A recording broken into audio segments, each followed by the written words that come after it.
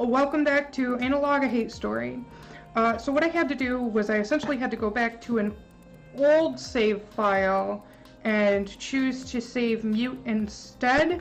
So we're gonna be going back through the game with her instead of the other girl. When the timer was getting close to the end, I got thinking, the whole ship is dead. Once you're gone, it's gonna be pretty uneventful and pretty lonely. I don't mind that, but uneventful means things are secure, so I'm programmed to feel at ease when that's the case. Uneventful I can deal with by design, but lonely?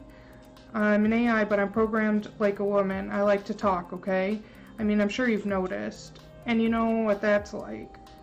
How do you do it? How do you cope with being all on your own? So yeah, that's what I've been thinking about. It's just kind of depressing. But hey, I'm still alive. That's pretty good, right? Let me tell you, take this purposelessness. I'll take purposelessness and alive over the alternative any day. I've been rambling about myself. I kind of hate it when other people do that. I'll knock it off now. I'm gonna probably cut a lot of this out because I'm not sure what's been said and what hasn't. Admonitions to the bride, that brings back memories. Do you want to know about the new bride or the queen herself? Let's go with the admonitions.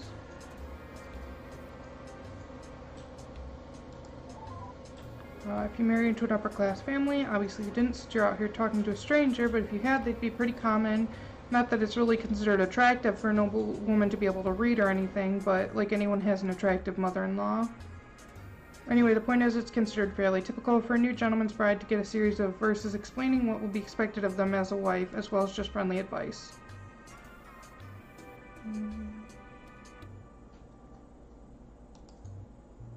I think it's pretty endearing, but she was really worried about the pale bride since she was a younger, prettier girl for her husband and all, so she wanted to make a really strong impression. I suggested to her that she do what she was good at and just write them in prose, since if she was as uneducated as I thought she would be, and she was, it's not like she'd know any better anyway.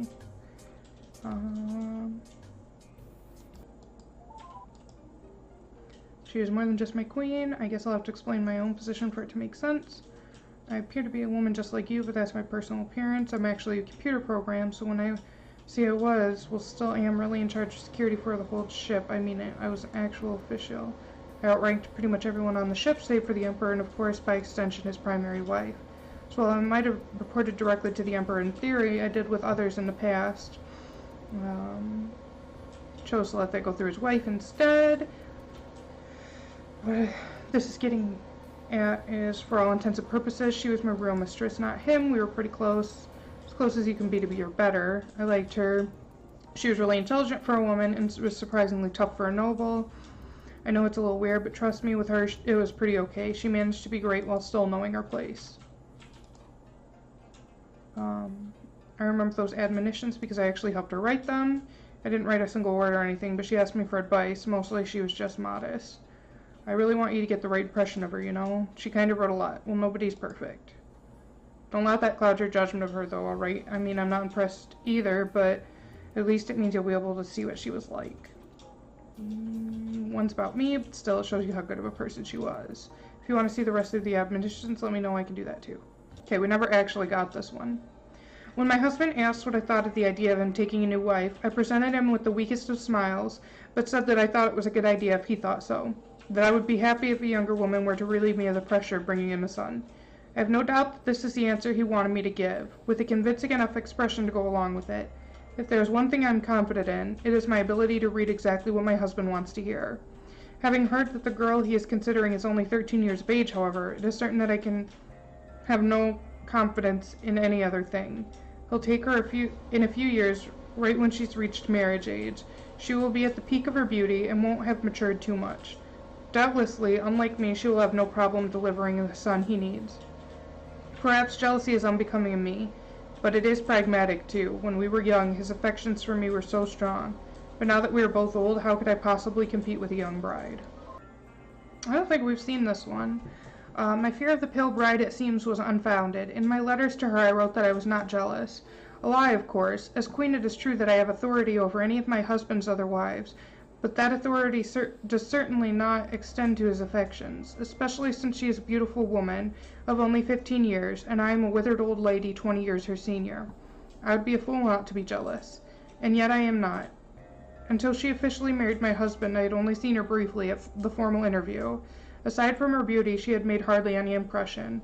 But now that she is living in my house, I have seen more of her while she is not busy attending to the Emperor. And I realize now that I have no cause for jealousy that is any fault of hers. She hasn't spoken a single word to me and only looks at me from a distance.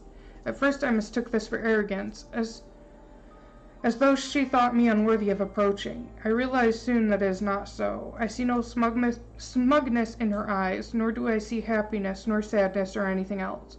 She is afraid of me, not the sort of fear that would show in her eyes, the sort of fear that would paralyze or leave her on edge. It is hardly noticeable at all, yet I can tell. Her fear is that of resignation, the sort of fear where one simply waits for what one believes inevitable, whatever it is she thinks I will do to her. She is not afraid that I will be jealous. She knows it, and is simply waiting for the consequences. I cannot be jealous of a woman like that. I feel for her. I want her to feel welcome, and I want to give her the hope that she is clearly lost back. It is not out of jealousy that I say in earnestness I want her to understand how lucky she is. When I last saw her, I took her aside and said, "Please, you do not have to fear me. If you ever wish to talk to me, please do find me." She said nothing, but she did smile a little. I have seen her smile before, but only in a hollow way, where the mouth moves but no emotion stirs in the eyes. This was not that kind. I can hardly say what the twinkle in her eyes meant, but at least I don't think it was resignation. I do hope she talks to me soon, for her own sake. When I first saw you bringing my husband home in the late hours of the night, I was jealous. All I could think of was my daughter, and the first courtesan he'd had an affair with 9 years ago. With every brief glimpse of you that I saw as you passed through our home, my heart burned a little, as if you embodied every single fault of my farce of a marriage. I will never send this letter because I know how ridiculous it sounds. For weeks, I, a notable wife, could be jealous of a poor courtesan. But you are young and beautiful, full of energy and grace. I am none of those things. Only after you had been entertaining him for a month did I start to realize what I was feeling. True, I was jealous, but not of you, for having my husband. I was jealous of my husband for having affections of a girl so pretty as you. These are such ridiculous thoughts for a woman to have, I know, and even more ridiculous still the way they have overwhelmed me. I used to dread my husband bringing his courtesans home with him. Now I look forward to your nights together.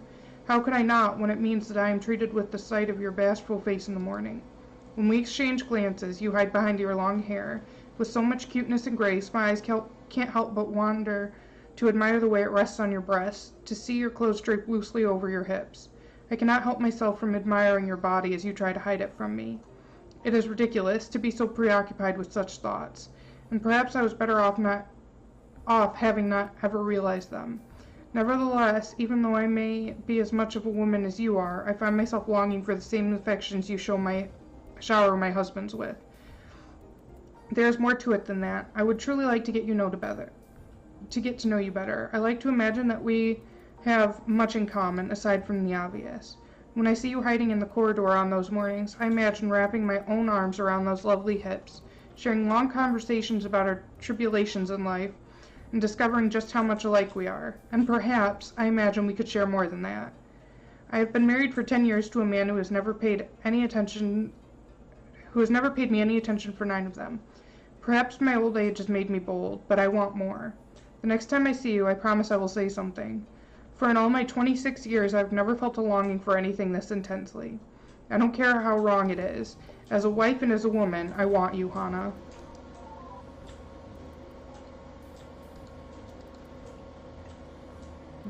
I have a hard time believing she was capable of sinking to that. It totally does get worse, I'll show you. Just be warned, it's pretty depraved stuff. To my lovely Sojin, you made it so easy, you know. I always wanted to be seduced. The more I learned about it, the better I got at it. The more I thought about how lucky men are, that they'll get to be on the receiving end of it. It's always seemed like it would be so much fun. But that wasn't why I dropped my guard in front of you, by the way. I was actually really wary the whole time you were serving me breakfast. Do you know what I first thought? Thought maybe you were trying to poison me. I mean, not seriously, of course, but it crossed my mind. So no, I really was guarded until you started talking. You know what it was that got to me? Do tell me, how hard is it studying to be a courtesan? I answered modestly, "Oh, you know, there's nothing to learn. You just have it or you don't." the answer that any man would expect. But you wouldn't have any of that. You said, "Please don't lie. I actually want to know. It takes years, does it not? That must be intense for a girl of your age." Then you leaned in. I started to blab about how it kind of is pretty intense, and I only realized an hour later that I was staring into your eyes, telling you, proudly no less, about my whole life story. Our faces were barely a foot apart by the time I noticed what you'd done. And that was how you totally caught me off guard. I had no idea what to do. Should I touch you? What's the right body language in that situation? Was I even interpreting you right, or was it just all in my head? Not even the slightest clue. You had me good. And you played it so well. You knew just the right moment to pull back and tell me to go on my way, but in a way that left me wondering. So-jin, you made it so easy. Returning home, my heart was so fluttered, my feelings so confused, and all I could think about was you. You, the bored old wife of my patron, actually managed to seduce me, just like that. I'd always wanted to know that feeling, and you know, it was everything I dreamed it would be. How can anyone manage this, I do not know. Whenever I'm with you, I feel as though there's so much pressure to be perfect, to not let you down, as if every hour of our being together is like a marriage interview with an emperor. And yet I can't stand it when you're gone. All I can think of all day is how I could hold your attention for next time. The night you snuck over knowing my husband was out, I was so terrified. You just suddenly appeared on my doorstep, your face veiled as if you were a noblewoman, and I could hardly turn you away. Do you know why I immediately went to make you tea, making you wait in the other room? To give me a chance to calm my nerves. I was surprised to realize that you were just as nervous as I, so I knew I could take advantage of that. I put both cups on the same side of the table and sat cross-legged. "Come," I said, "sit with me," and gestured. You were so graceful in sitting on my lap, your small body just the right size, and I saw that even you couldn't help but blush, and so we drank tea together. But halfway through you put your cup back down and turned around, so you were facing me, our heads just inches apart. You whispered, "Forget about the tea," and clasping my free hand, your tiny fingers intertwined with mine, you kissed me so softly. Up until that point I had been worried about trying to figure out what I should do. Was I playing the man's role, or were you? But after smelling the scent of your breath and tasting the sweetness of your lips, how could I possibly ignore the passion stirring enough to care about such thing? I put my cup down and took you by the chin, gently pushing you away. Oh, what longing and uncertainty was in your eyes at that moment, beautiful Hannah.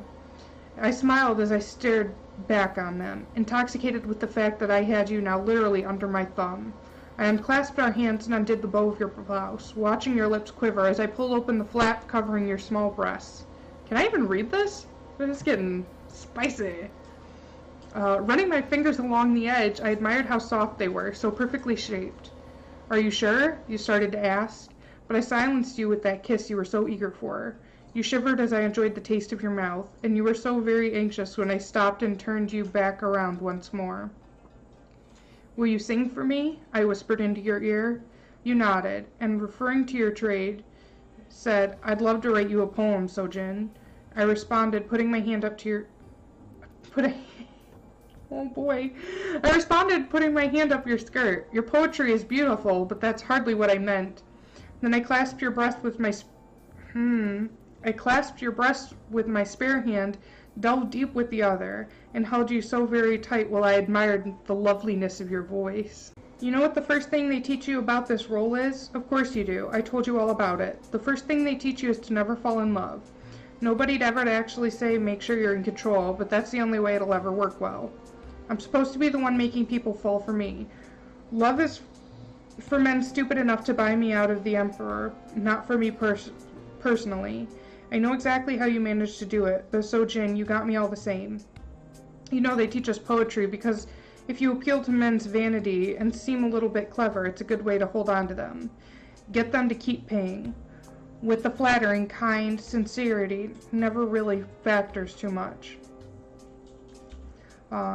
An abandoned line from the one I've been trying to write for you. You grab my heart just as tightly as you grab my breast. Too trite. Way too trite. It's true, but I'm not going to dump such a lousy metaphor on you. For you, you deserve absolute sincerity. It has nothing to do with vanity and everything to do with the fact that I really do totally love you. It's not sexual. I mean, it's sexual too. I still get hot thinking of how you had your way with me and how I want to return that favor. But it's not just that. It's that you understand me, and that you listen to me. I can pour my heart out in front of you. I can cry in front of you, and you get it. You don't feel bad. You don't feel pity. You don't use it as an excuse to manhandle me. You just get it and comfort me by being there and listening. I love you, Sojin, and I'm not supposed to, but I really do.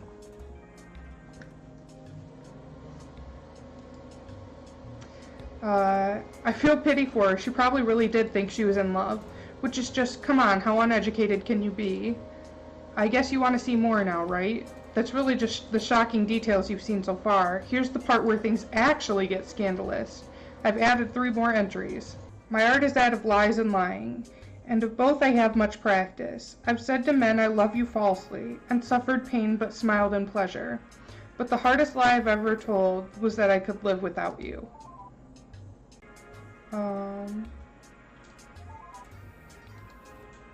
I wouldn't expect you to know much about good verse. Real poetry is not forced like that. It's from the heart. It's sincere, not vulgar trash. I don't know much about the subject, but I mean, come on. There's a reason why men's poetry is what gets studied and taught, and women's poetry is just used for seduction. You need real sincerity. You need someone who actually understands love. It's titillating, sure, but it's crap. Anyway, I guess you want to see the other poem that whore wrote for her. Fair warning, though, it's pretty gross. Even more than probably anything else you've seen. All that whore's poetry for Sojin. She didn't seem to write down the ones she did for anyone else, so that's all you can get.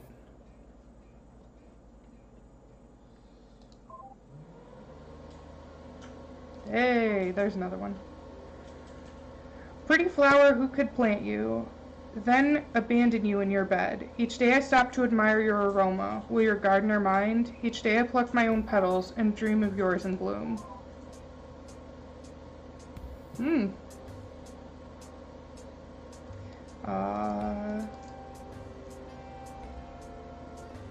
Let's see. Where did we leave off on this?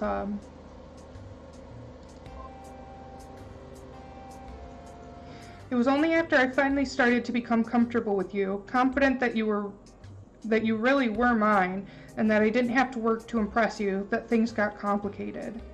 My husband had left for the day, and you were still lingering, having spent the night with him. But it was for me that you had a new love poem, and I undressed you while you sang it. When you were done, you clung to me, stripping me in turn, while I simply kissed you and ran my hands from your tiny waist to your smooth ankles. And soon enough, we were both naked.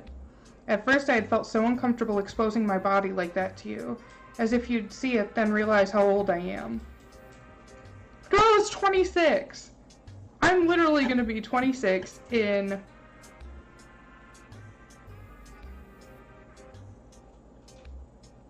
three months. Yes, I have to count. And I'm not that old. I only have 2 children, and I am quite young. Let's see where we were. But you never did seem to mind, not only as you placed soft kisses on my breast, nor as you straddled me with your legs around my waist and arms around my neck. So entranced was I at that moment that I never heard the footsteps outside. We had just started to kiss when the door suddenly opened. What a scene to walk into! There was my husband in the doorway, his courtesan and wife naked together, mouths still connected by a strand. For a moment, nobody said anything. In that time, I felt terror as never before in my life. Sang-min is not a gentle man, and while he'd hardly ever raised his hand to me, I was still overwhelmed with horror that he might hurt me, or even worse, that he would hurt you. I had seduced you, but in that moment, I realized if he did try, there was nothing I could do to protect you. But just as we were stammering out, I'm sorry, sirs, he just laughed and laughed. Well, he said, ogling us with that cold stare of his, I'm certainly paying you enough for 2. Then he walked over and raised his hand, and I stared in terror, but all he did was pat you on the head as though you were a child. I don't know what she told you, but you don't have to pay any attention to her. Easier just to ignore her, really. All you could do was start to stammer. I wanted to. We were both so afraid, but he just laughed and shrugged. Whatever, he said as he passed through the other door. Neither of us knew what to do, other than climb off each other and scramble to cover ourselves back up. While we both clumsily tried to dress ourselves, Sang-min walked back through the door of the room once more, carrying a satchel. He'd forgotten it for work, I suppose. Don't have to stop on my account. If you ask permission, you could do whatever the hell you want, he said. Then he laughed again. Don't know what you think you're even going to do, though. Aren't you two missing something? I wish he had struck me instead. It would have hurt far less than what he said, or what you had to watch me do. Her and her whore pleading with her husband, being mocked like that. What do you make of that? What an awful, pitiful scene. I'm not saying he didn't have the right thing to say those things. Of course he did. That's his prerogative. And sure, she was a bad wife, but still, even if he had the right, that is a shitty way to treat her. He should have been a better man than that. What a pathetic scene. Just absolutely pathetic. He should have been ashamed, not laughing. Just no sense of shame. I'm glad you think so too. Anyway, I'll let you get back to reading.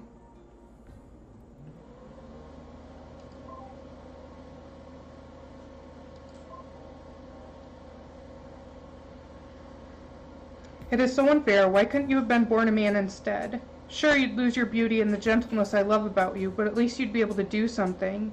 And Sang-min would be jealous instead of thinking you as completely unthreatening. I just know you want to be able to stand up for me, and it's killing me to see that you're powerless too. Right now he's happy to keep me around. You know, it gets him off to have something to hold over my head. I had no idea you were so lustful that you'd even settle for a woman, he says. What's that like? The worst part, I know that the only way to keep seeing you is to play along.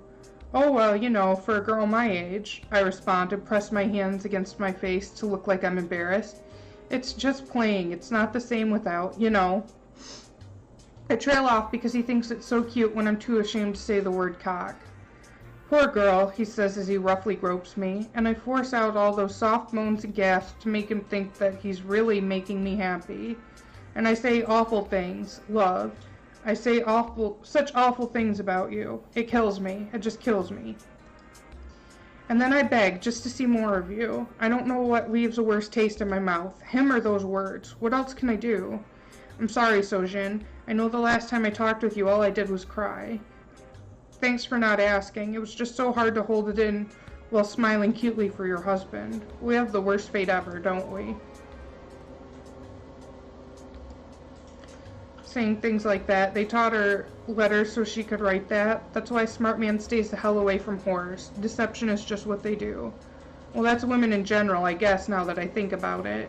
Still, I bet if he'd read what she'd written there, he'd never want to sleep with her.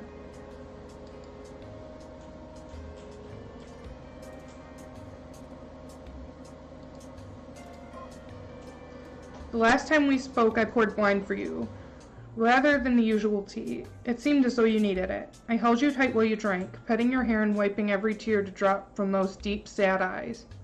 He's going to get bored eventually, you had said, and though I tried to comfort you, we both knew it was true. I could try pressuring him to buy you, I had offered. It was our only option, really. If he didn't, you'd simply return to the service of the government, to be rented out to who knows who, and we would never meet again. Thanks, you said. Do you think he'll listen? You asked. I wished nothing more than to be able to lie to you and say that of course I did, that it would be all right. No, I said. I couldn't. We sat for a long time in silence. Finally, I said, even that would be worse than you deserve. He owns me, and see how I'm treated? I wish you could have far better. Sorry, you said. Please, please don't be. All of this is my fault. If I had just been a good wife and left well alone, all this heartbreak could have been avoided.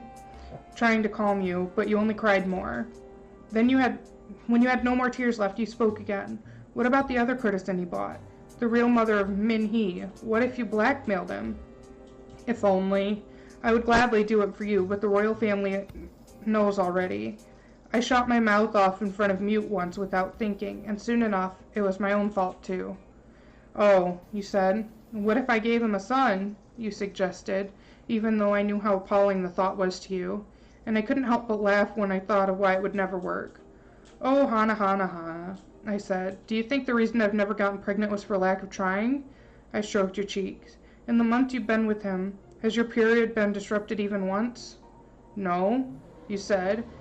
As you realized what I was saying, it would never work. As tears fell from your eyes once more, you started to laugh too. I figured it was just, all chance. I shook my head. No child in the first year of marriage, that is chance, I said, laughing softly. Whether he is too proud or too stupid to realize, I know not. But one child in 11 years of marriage, that is not chance. That is an impotent man raising someone else's daughter. You looked at me, realizing the plan was doomed. There aren't any real men in this house, are there? You said finally. And we laughed and laughed, your future so sadly uncertain.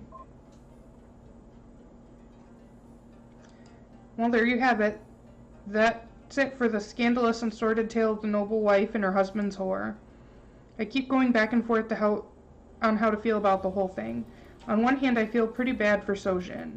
It should have never had to sink to that for her. On the other hand, it's not like she still didn't make her decisions for herself. It'd be wrong to just cover it up, right? I respect her, but at the end of the day, she still did do unspeakable things with a whore.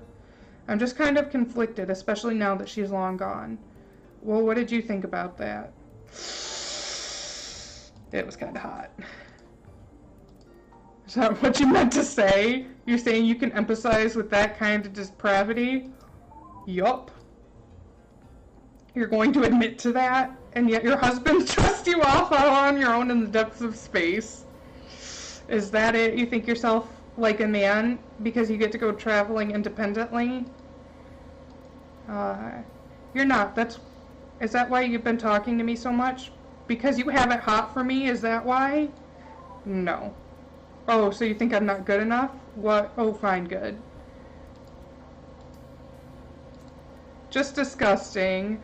Forget it. I don't want to talk about this. That's awful. Let's just move on, okay? Let's move on forever. Let's pretend I never heard you say all that. So gross. Alright. I'm going to end this episode here because we have gotten a lot farther. And... oh, wow. Yeah, a lot farther. And we will continue in the next episode.